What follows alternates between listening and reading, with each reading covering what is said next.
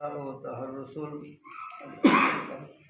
সাল্লাল্লাহু আলাইহি ওয়াসাল্লামের আদেশ পালন ও আনুগত্যকে সব কিছুর উপর অগ্রাধিকার দেব ও সর্বাধিক গুরুত্বপূর্ণ মনে করিব।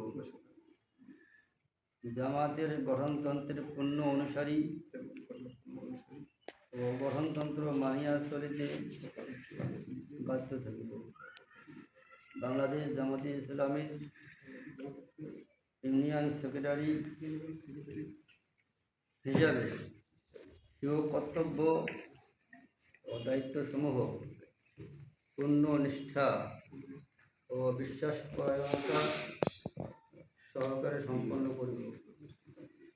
জামাতের সংগঠন ও উহার কাজে যেখানে যে দুষ্ত্রুটি লক্ষ্য করিব তাহা দূর করিবার জন্য পূর্ণ মাত্রায় চেষ্টা করিব।